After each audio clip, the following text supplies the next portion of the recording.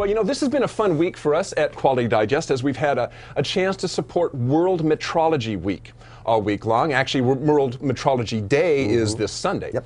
And one of our long-standing partners, the Coordinate Metrology Society. So, as many of you know, the CMS is the organization behind the annual Coordinate Metrology Systems Conference, or the CMSC, which convenes again this year, July, in New Orleans. So, and we are fortunate to have on the show with us today CMSC Chairperson Chuck Pfeffer to talk about us a little bit about metrology and World Metrology Day. Chuck is also Director of Product Management for 3D Imaging at Ferro Technologies. So, hello, Chuck. Hey, Dirk. Hey, Hi, Mike. there you Good Hey, to see how's you. it going? How are you, Chuck? Well, thanks for joining us, Chuck. So tell us a little bit, just briefly, right up front, what is World Metrology Day, and how did it all get started? Okay, well, thanks for starting me off with a history question. You know, I went to school for engineering to avoid history. It's not my strong suit. But World Metrology Day basically is an anniversary. It dates back to the signing of the Meter Convention, which was on May 20th in 1875. So 137th anniversary of that signing. It basically set the framework for global collaboration in the science of measurement and created worldwide uniformity for measurement. It was created by the International Bureau of Weights and Measures, which is in France, and today it's recognized by national standards organizations in 80 countries, including some that you already mentioned today. NIST is one, NPL in the UK, PTB in Germany, and 80 other countries. Okay. Now, one of the things that we've talked about on this show, and I know is a big issue for you guys there at the CMSC, and actually for any of the companies that work in metrology, is that the discipline of metrology is slowly graying. The people who work in it are retiring, moving out of the field, and that there is maybe job opportunities that are opening up in the field. So tell us a little bit about that aspect and the career opportunities in metrology. Yeah, it's interesting. If you come to our conference, you see kind of the core group from the metrology professionals around the world, and it's definitely a graying workforce. But what's interesting is the growth that we see comes from the introduction of new technologies that make it easier for people to deploy metrology, and cheaper and easier. So you have this new group that's not as educated on the background of metrology, but has a capability of performing the tasks that were performed before by some seasoned veterans. So it's an interesting mix, and it makes for a very interesting conference for us. We see the growth very clearly. We have 40 to 50 vendors typically exhibiting at our conference, and over half of them have been actively recruiting through our communications this year. And I know we'll get to this in a little bit, but you just kind of identified a sword that cuts both ways. You mentioned that the equipment is getting easier to use, and that kind of leads to an issue, doesn't it, where it seems so easy to use that it's almost like an unskilled person can use it, and that isn't really the case, right? Yeah, well, it's easy to use means that the training to understand how to use the specific equipment is pretty minimal, and the computers and the programs that go along with it have also been simplified. But the key background that you need to understand how to set up a measurement job, how to understand a drawing, how to know what's important for a part to fit together or to operate properly, that's still something that needs to be understood to get the results from this great new equipment. So there is a missing piece of the puzzle, I'd say, and that's something that CMS is focusing on specifically in the last 4 years to try and rectify that. Okay, and what kind of background, I mean, since you kind of brought it up, what kind of background would be required if somebody's interested in getting into metrology or to being a metrology technician or engineer? And I mean, is this a college education? Is it a tech school or vocational school type thing? Well, starting at the tech school, vocational school level, I'd say that a basic math understanding is important. So I think coming in even at the technician level, understanding math and some basic geometry is important. And for the professional level, a mechanical engineering or oftentimes any engineering field could lead itself to being a successful metrologist. Okay. Now tell me a little bit then, what is the CMS doing? I mean, you guys have got some pretty exciting, over the last couple of years, you guys have been working on something that's pretty exciting, and I think is getting one huge step closer this year that's going to be talked about at the CMS. Can you tell us a little bit about that? Yeah, so I'm sort of hinting at that here, that we're taking some action to help fill that gap. This is our 28th year for the CMSC, for the conference from the CMS.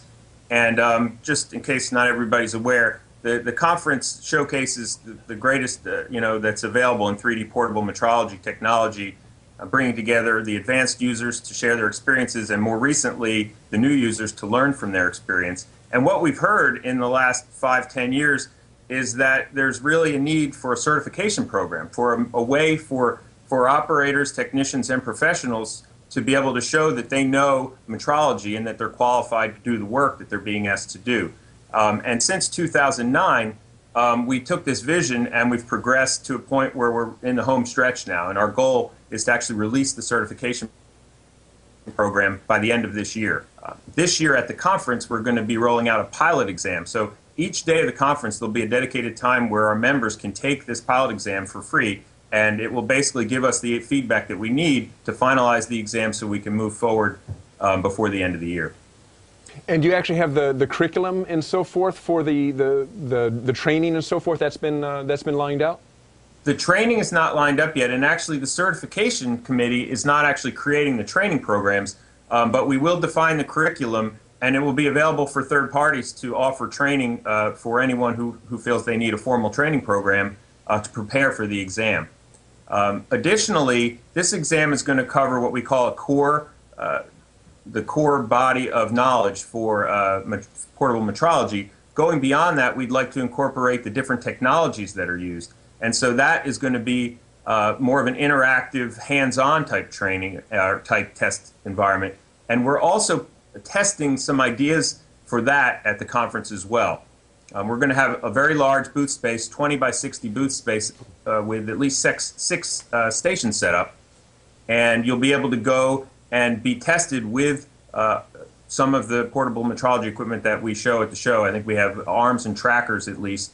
So you can actually run through a test with the portable equipment, and that'll help us understand what works and what doesn't work. And the idea is to talk about the importance of practical testing at the conference.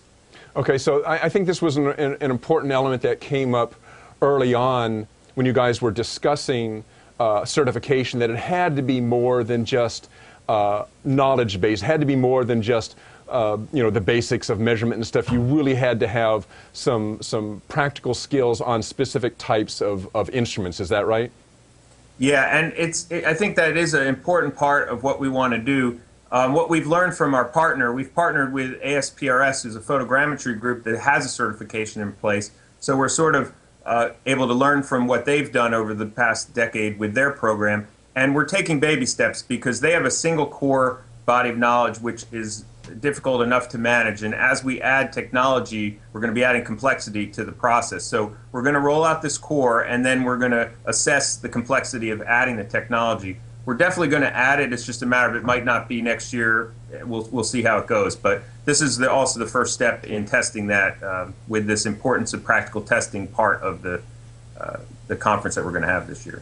And when do you, just real quick, when do you expect to actually have a finalized, I guess, curriculum and certification, like set up and ready to go and start rolling it out? Is that something like next year? Or? Our goal is to have that before the end of this year. Wow. So at the conference, the attendees, the members will get in their bag some of the documents that we're going to vote on as far as the requirements to take the exam and some of the legal items that need to be understood before you become certified. And finally, the pilot exam, which we hope everyone can take during the conference. We'll be able to use that to establish the cut score and determine which questions are the best and which ones have to be in the test. And that'll lead to us rolling out the program by the end of the year. Now, Chuck, today is Friday, May 18th, and I believe that today is the cutoff date for your early bird registration for CMSC in New Orleans. How are registrations going so far? What should people know about attending the show? What do they need to do? Yeah, well, I'd say that I think our choice of New Orleans seems to have been a good one. We have tremendous demand so far. Our hotel rooms are going fast, and our registration is filling up as well. So today is the last day for the early bird, and I'd also urge you to book your room. If you're planning to be at the conference and you want to be in the beautiful Roosevelt Hotel, you should book your room soon because the rooms are definitely going fast. We expect a very big crowd this year. That's great. New Orleans, fun. New Orleans, yeah. And www.cmsc.org is the website. Sure. I actually wrote a story that appeared in yesterday's Quality Digest Daily about World Metrology Week and the CMSC. So if you want to click on that, my story link is right below the player page here. You can navigate out from the links in there out to the CMSC homepage as well. Find out about membership and find out about how to attend the show this year in New Orleans. So make sure you check that out. Now, Chuck, before we let you go, of course, this was World Metrology Week, and we ran a series of trivia questions all week. We had a lot of response to that. A lot of people answered questions correctly, and we had a fun time with it. We gave away daily prizes, daily Kindles from some of our sponsors. And today, we are announcing our grand prize winner. That's right. Sponsored by Geomagic. And Geomagic is sponsoring let me get this right, a 3D Connection Space Pilot Pro, which is a 3D mouse. Very cool. Yep. Great for CAD applications and gaming. A lot of great applications for that. So, Chuck, I'm going to turn it over to you and announce our grand prize winner of that wonderful prize, who we now are ready to announce. So go right ahead. All right. So again, I'd like to thank Geomagic again for sponsoring this the grand prize, and the winner is Jonas Mitchell of Panasonic Avionics. Congratulations to Jonas and thanks Mitchell. again to Geomagic.